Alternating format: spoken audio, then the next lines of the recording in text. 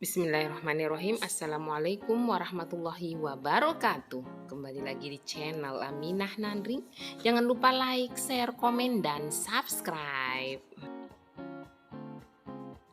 Baik, pada pertemuan kita yang lalu kita sudah membahas tentang interaksi sosial beserta syarat-syarat interaksi sosial. Untuk itu, pada pertemuan kali ini kita akan membahas tentang bentuk-bentuk interaksi sosial. Bentuk-bentuk interaksi sosial terbagi dua. Satu, interaksi sosial asosiatif.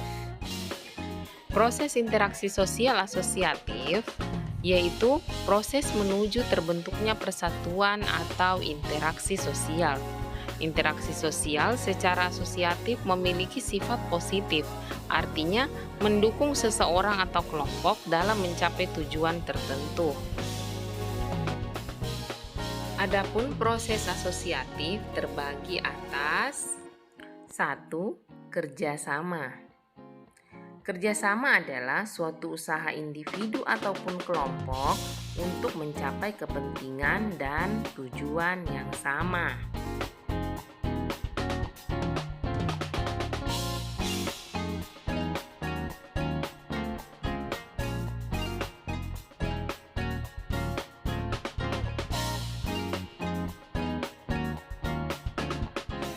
Berdasarkan pelaksanaannya, kerjasama memiliki bentuk-bentuk sebagai berikut. A. Kerukunan atau gotong royong. Kerukunan atau gotong royong yaitu bentuk kerjasama yang dilakukan secara sukarela demi mengerjakan pekerjaan-pekerjaan tertentu yang berkaitan langsung dengan orang-orang yang terlibat dalam gotong royong. B. Bargaining.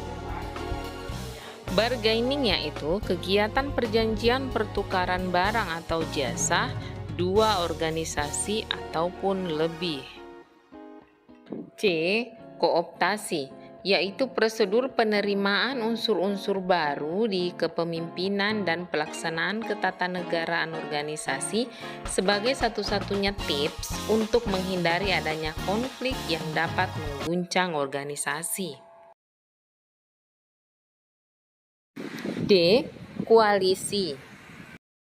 Koalisi adalah kombinasi yang dilakukan dari dua organisasi atau lebih yang memiliki tujuan yang sama.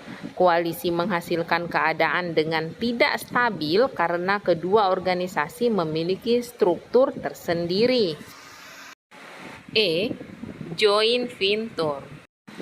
Joint venture adalah bentuk kerjasama dalam perusahaan proyek khusus seperti pengeboran minyak dan juga perhotelan. Bentuk-bentuk kerjasama terbagi 4. A. Kerjasama spontan, yaitu kerjasama serta-merta. B. Kerjasama langsung, artinya kerjasama yang dilakukan dari hasil perintah atasan atau penguasa. C. Kerjasama kontak, artinya kerjasama atas dasar perintah tertentu. D. Kerjasama tradisional, yang artinya kerjasama sebagai bagian antara unsur dalam sistem sosial.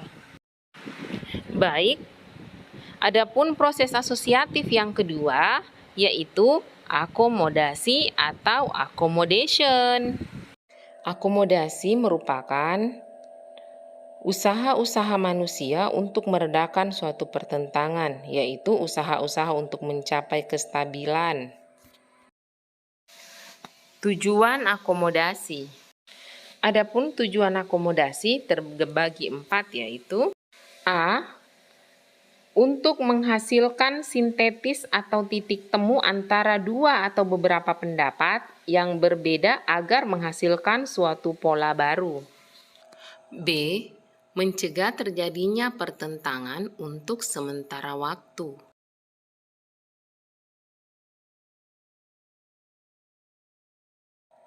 C.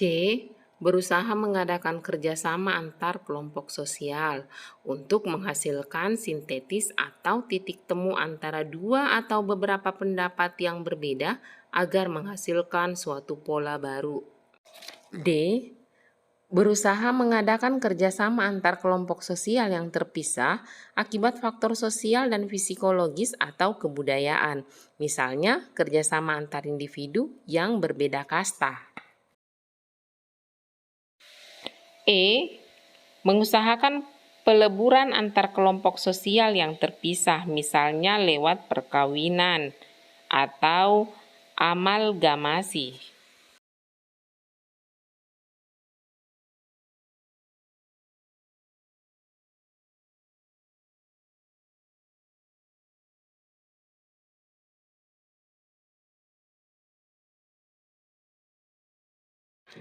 Tiga, asimilasi.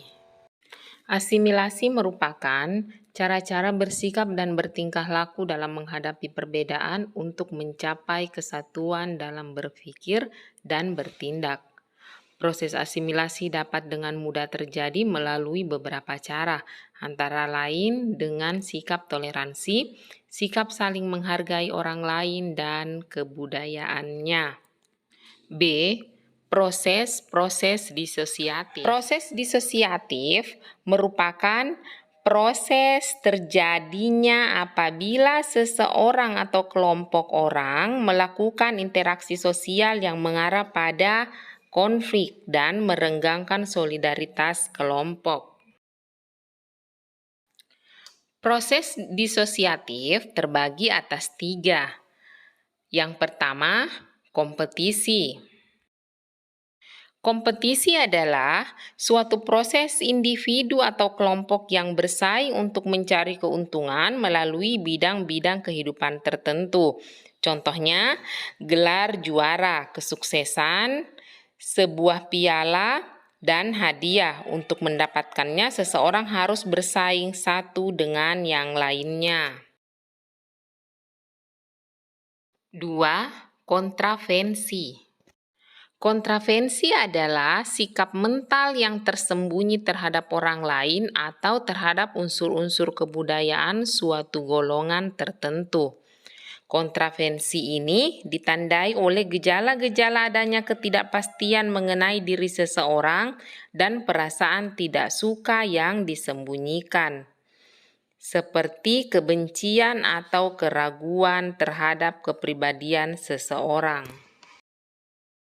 3. Pertentangan atau konflik. Pertentangan atau konflik adalah suatu proses di mana individu atau kelompok berusaha untuk memenuhi tujuannya dengan jalan menentang pihak lawan yang disertai dengan ancaman dan kekerasan. Konflik terjadi jika dua pihak berusaha saling menggagalkan tujuan masing-masing.